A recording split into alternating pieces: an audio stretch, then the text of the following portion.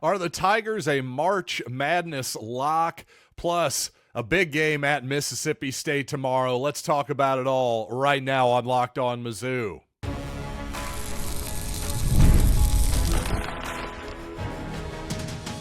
You are Locked On Mizzou, your daily podcast on the Missouri Tigers. Part of the Locked On Podcast Network, your team every day. Hey, all you true sons and daughters, I'm John Miller, your Mizzou mafioso and the central scrutinizer of Missouri Tigers football and basketball. And today's episode is brought to you by Gametime. Download the Gametime app, create an account, and use code LOCKEDONCollege for $20 off your first ticket purchase. And I'm going to have another quick update here in just a little bit on the Kellen Moore / Kirby Moore situation. More directly, Kellen Moore, will he be with the New Orleans Saints? Will Kirby be going with him? Another quick update on that whole situation here in just a little bit. But let's start talking some basketball, because I got to thinking, so far this season has gone about as well as I think any Missouri basketball fan could have possibly expected. Sure, we could have beaten Texas maybe and taken down Illinois technically as well. But realistically, you're sitting here at 16-4, 5-2, in what is quite possibly the best league in America. Tough to feel bad about that, especially when I think at this point, for all practical purposes, Missouri is a lock to make the NCAA tournament field of 68. Now, technically, is Missouri a lock? Well, of course not. At 5-2, Missouri could lose its final, I believe, 11 games here in the regular season and end up at 5 and whatever the record would be there, 5-13. Yeah, that's not going to make the NCAA tournament, but the odds of that actually happening are pretty minuscule at this point. And if you don't believe me, well, Brett Torvik's numbers out there. Yes, I usually go with Ken Palm, but for NCAA March Madness numbers, Torvik is the way to go there, and he gives us a nearly 99% chance of making the NCAA tournament field. So, really at this point, as a Missouri fan, I wouldn't even worry about making the tournament, especially if Missouri can somehow pull off a rare victory at the hump tomorrow at Mississippi State, for sure. So it's really more about, hey, how high can this team actually get? Well, currently the Tigers tied for third place in the SEC at 5-2, though the team they're tied with, of course, the Florida Gators, Missouri has the tiebreaker there. So if the SEC tournament started today, you're talking about a double bye and the 3 seed in the tournament. So at the moment, I see a lot of places having the Tigers as basically a 5 or a 6 seed in the NCAA tournament. And while once again, I would absolutely have taken that outcome at the beginning of the season, if the Tigers can really finish in third place in the league, I actually think that's probably a little bit low. I think you're looking at maybe a 3 or a 4 seed for the Tigers in that scenario, maybe even slightly higher than that. And I will say this, again, with 4 final home games, 2 of them sold out, the rest likely to follow. Again, you just go 3 out of 4 at home, even 2 out of 4 at home. You're up to 7 wins, get 1 on the road. I think 8-10 gets you in the field. And that's probably pretty low on the outcomes for Missouri, on the lower chances percentage-wise of an outcome for Missouri.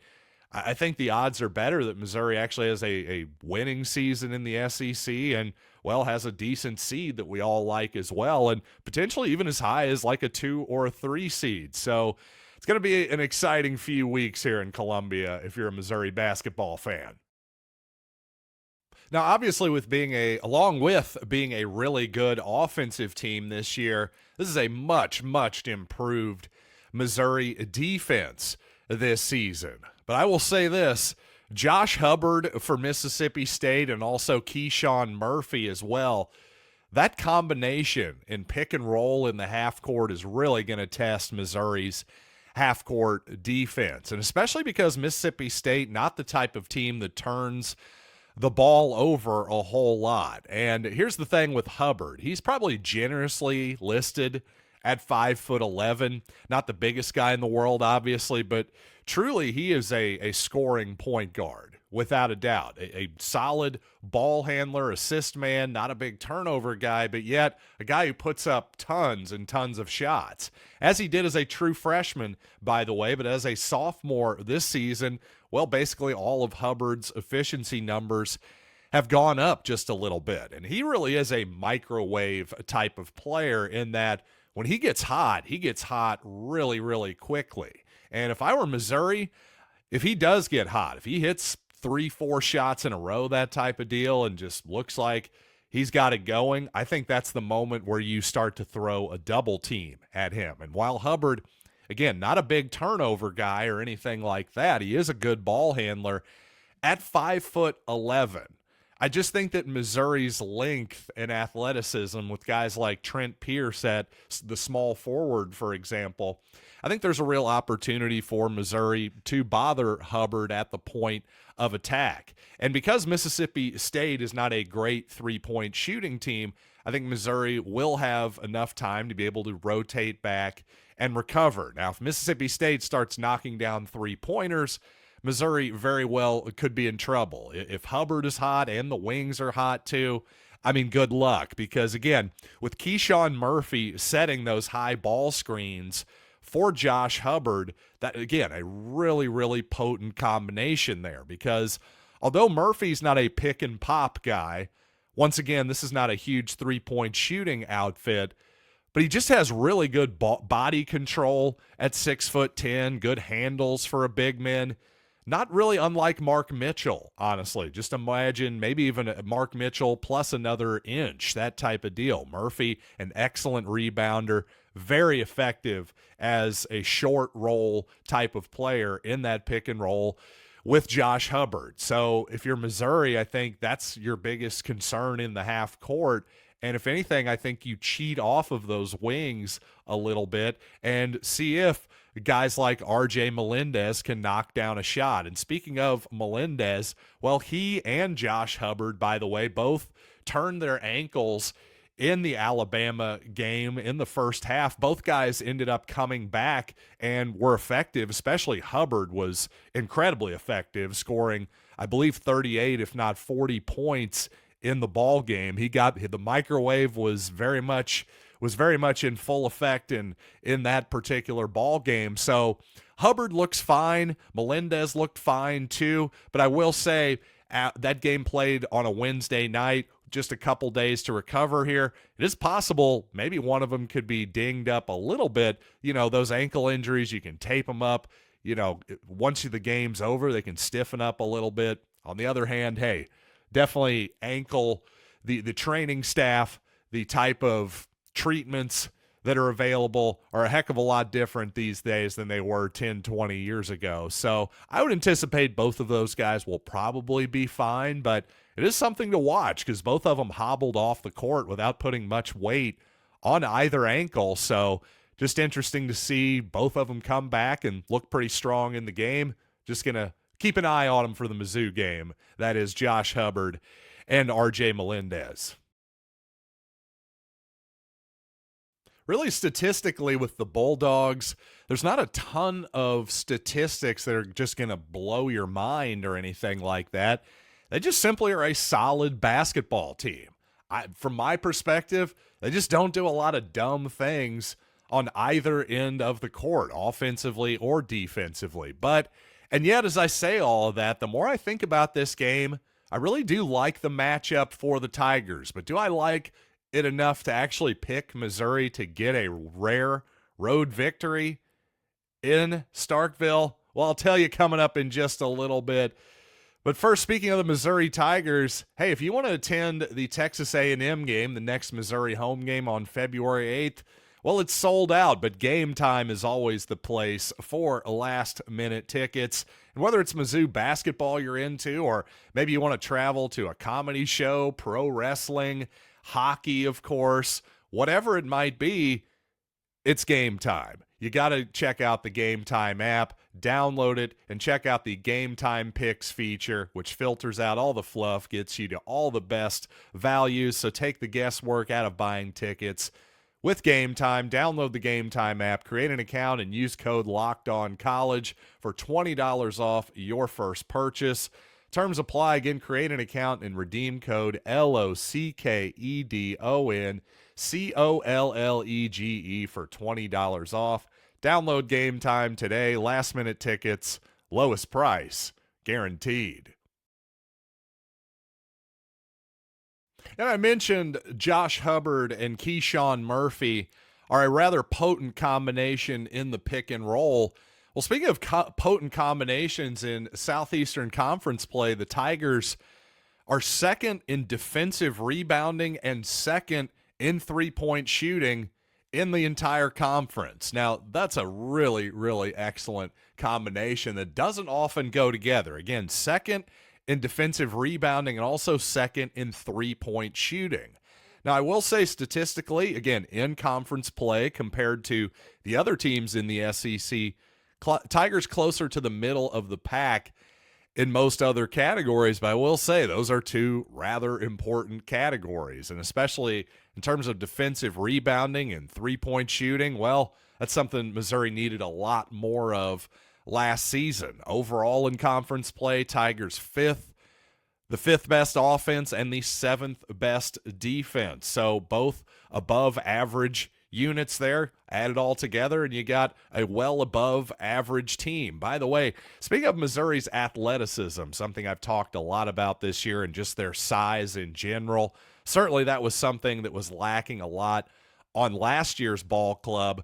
Well, in the entire season, by the way, last year for the Tigers, Missouri had 74 made dunks. Well, this season we already have 86. That's 12 more than last season, and that's with at least 12 games remaining in the season, by the way. Even if Missouri somehow misses the NCAA tournament, the Tigers have 11 more regular season games and at least one game in the SEC tournament as well. By the way, a decent amount of those dunks, 22 of them, in fact, were by Connor Vanover, who, well, barely even played at times last season. So obviously, you can just see the length, the athleticism of Missouri. It immediately showed up in the first half of the first game against Memphis. And fortunately, Missouri, it hasn't just been, an eye test thing. There's been real functional improvement on this ball club in terms of rebounding and defense that has made this, well, in my opinion,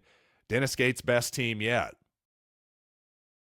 So the bottom line for tomorrow's game is I like this matchup for Missouri, despite the fact that Missouri's only won one time in Mississippi State since joining the conference all the way back in 2013 now. I think Missouri's going to win tomorrow. I think its superior length and athleticism will bother Josh Hubbard just enough that, well, he'll be relatively ineffective. And if you look at conference play, well, Hubbard's efficiency numbers have gone down. So I do think when there's a step up in competition, well, Hubbard's game does suffer a little bit against a little bit more size, especially not just on the perimeter, but in the paint as well when he's trying to finish off those shots at the rim. And really, Tony Perkins, I think, the perfect guy to start off on Hubbard defensively. Just a solid guy at 6'4", a much bigger man is Perkins. And by the way, offensively, he can probably take some advantage of Hubbard potentially as well. Missouri should definitely make Hubbard work in the pick and roll. And again, a lot of this, I like because of Hubbard, as good of a player as he is, as much fun as he can be to watch, and especially coming off of, well, a little bit of a heartbreaking loss. Mississippi State may be slightly banged up. The Tigers, on the other hand, have had an entire week off here. This is the only midweek off here for the rest of the season for Missouri, by the way. I just think the schedule's landing well, and I think the matchup is landing well for Missouri. I think the Tigers sneak out a victory tomorrow. Now, as for your Kirby Moore update, well, technically I don't really have one, but what I do have is a Kellen Moore update. Of course, his older brother, currently the offensive coordinator for the Philadelphia Eagles.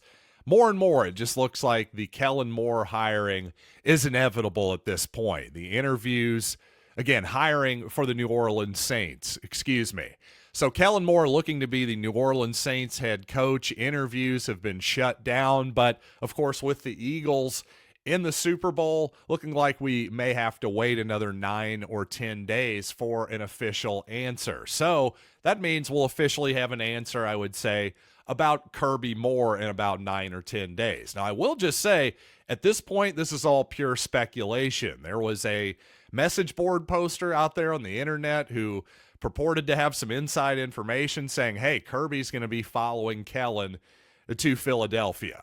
That very well could happen. Following him to New Orleans. I keep messing that up. Yes, Kellen is currently with Philadelphia. He's going to New Orleans. The question is Kirby going from Missouri and following him to New Orleans? My thing is, I don't think so, and here's why. I'm not trying to question anybody's sources or anything like that.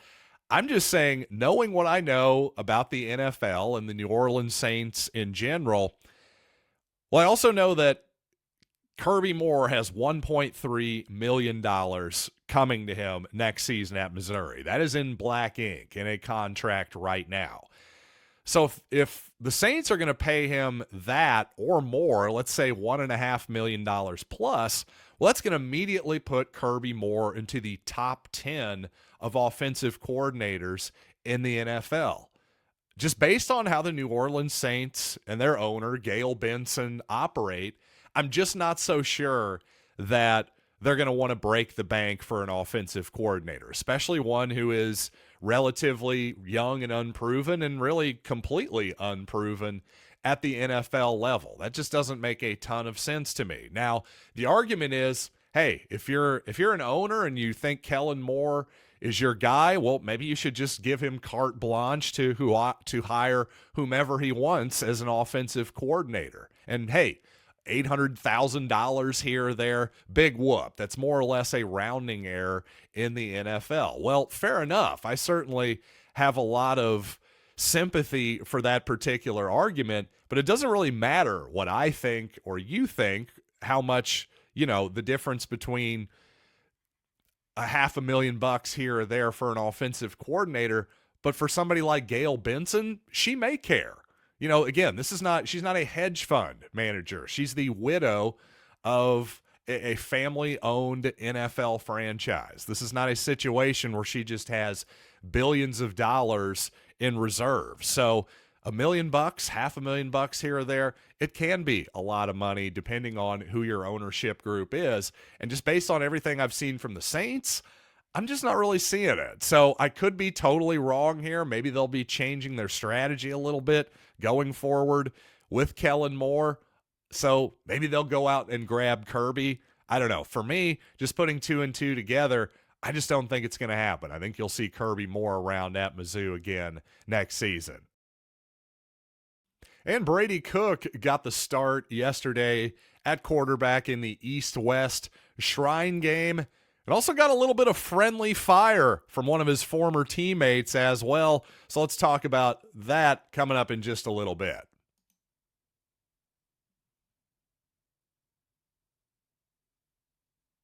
I will say in limited action for Brady Cook yesterday, I thought he looked pretty good in a game where it's difficult to look good, especially for quarterbacks, receivers, those positions where it takes some actual chemistry usually and timing, that sort of thing. But regardless, I thought Cook was moving well. Once again, that was one of the biggest things that stood out to me. Not a big surprise after he was running around looking like the most healthy version of Brady Cook in the Music City Bowl.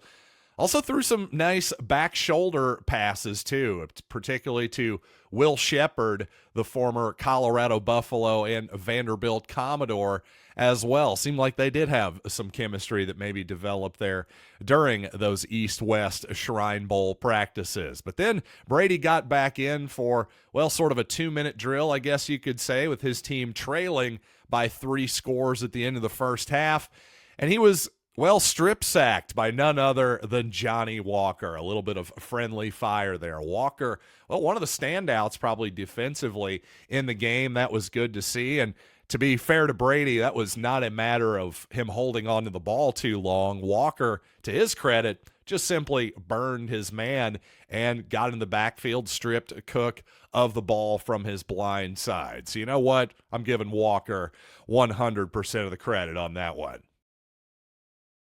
Now, while I do like Missouri to win the basketball game tomorrow, I will say this. If the Tigers come out in the anthracite jerseys, well, then all bets are off. You may remember the Tigers wore the anthracite with the Tigers written in the script font against Texas. And, well, that was probably Missouri's worst performance of the entire season. So you know what? Here's the deal. Obviously, I'm being a little bit sarcastic here. Obviously, Missouri's shooting in the Texas game was the biggest problem of all. Caleb Grill, 1 for 5 from downtown, for example. Hey, if Missouri's going to be off from downtown tomorrow, then I definitely do not like their chances. But for real, back to those jerseys. It's not that those jerseys are ugly or terrible or anything like that. In fact, I like the shorts. I'll take a pair to wear around the house if you got one. But to me, it's just a big step down from what we've been wearing this season. The Block M classic uniforms and a nod to the 93-94 undefeated Big 8 Missouri Tigers. I don't care if it's the white version, the gold version, the black version. They're all beautiful. I depending on the day, I might like one version more than the other. But maybe it's the gold ones right now, since that's what we took down Kansas in. But again, it's not that those anthracite jerseys are bad or anything. We've worn them, once or twice this season. That's enough to sell the jerseys to the kids and keep Nike happy, right? Let's just keep the classics going for the rest of the season.